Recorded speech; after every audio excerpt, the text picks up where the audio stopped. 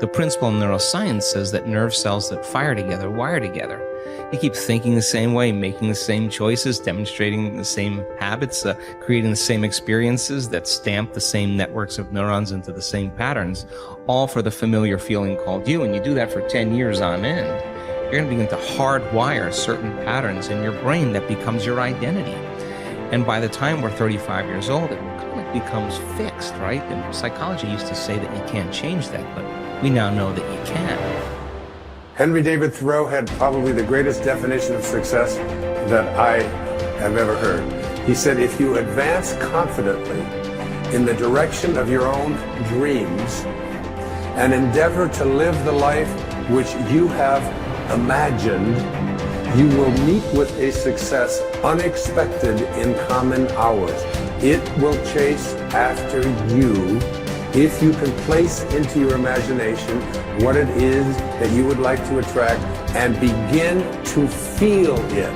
That which you feel yourself to be, you are.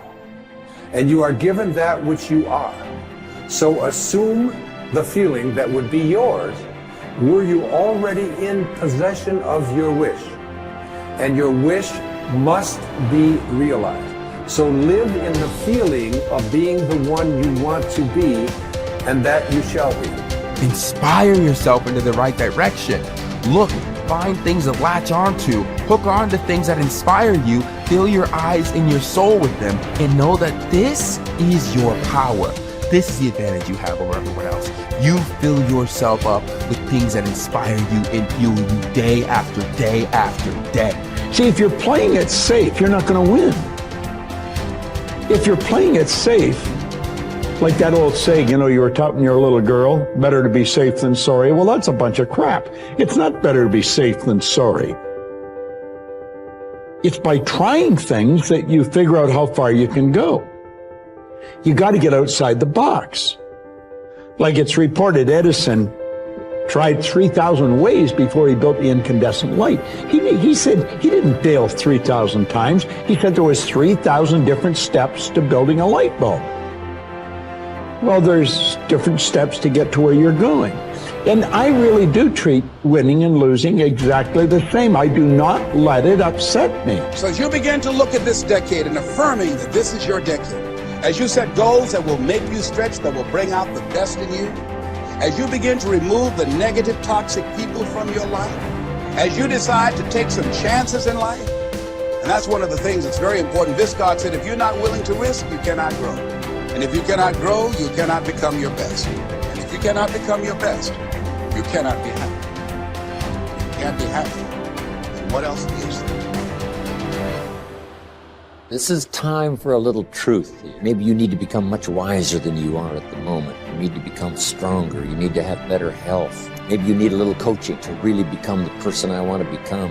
I'm going to have some coaching, physical coaching, spiritual coaching, developing skills coaching. To be the influence you want to be, you got to build an incredible reputation. What kind of person must I be to attract all that I want in life and the people that I want and the opportunities that I want?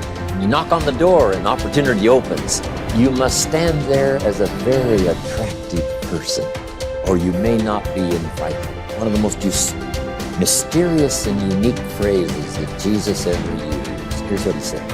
I stand at the door and if you opened the door, would you probably invite him in? This extraordinary person.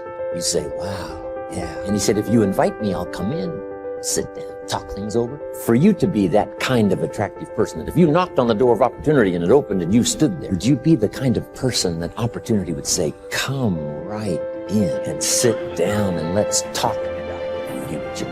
What kind of person?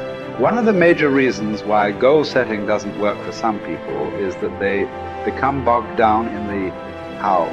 This is especially true if the goal is a stretch. They want something quite different from their current experiences. However, is that we don't need to worry about the how. We just need to concern ourselves with but if you do get entangled in the detail of how your desires might come about, you immediately close down those millions of channels through which they can reach you. The how is not important.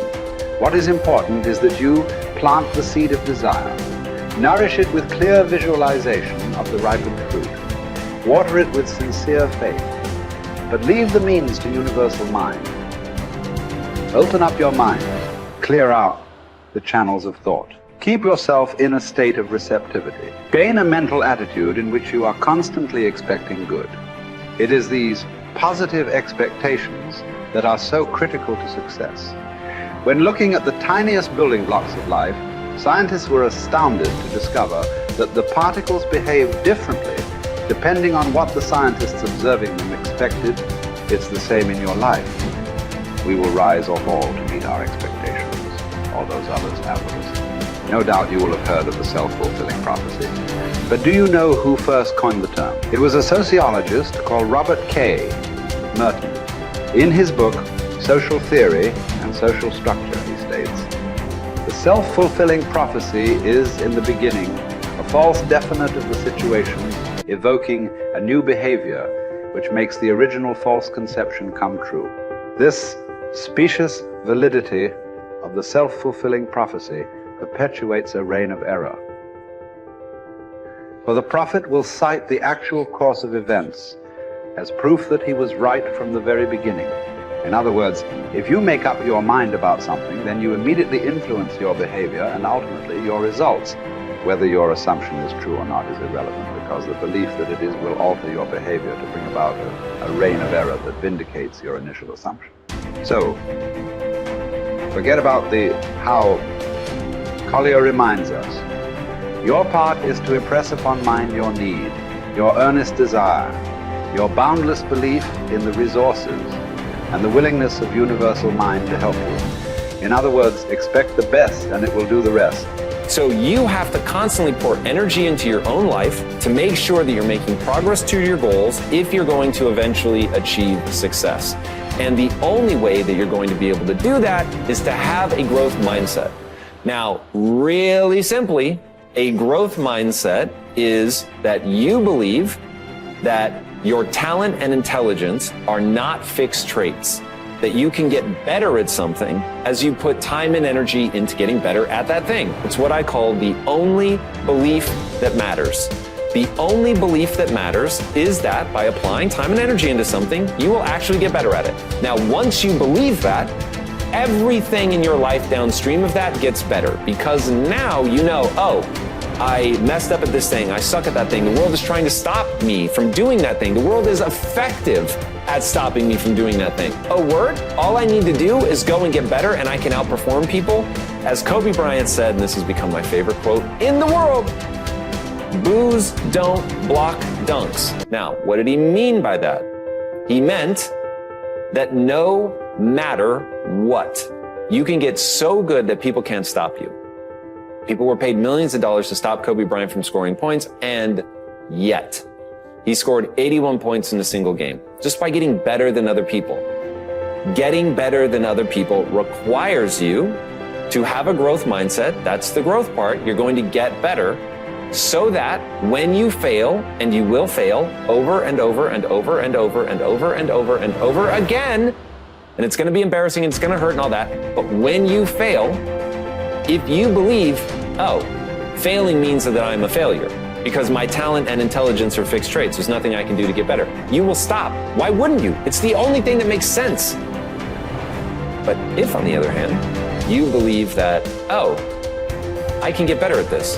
I'm not good enough yet, but I can get good enough by applying time and energy into getting better. So now you'll apply that time and energy because you believe that it will yield the outcome that you want. And that is why it is so critical to get your mind right so that you can run that loop of the physics of progress.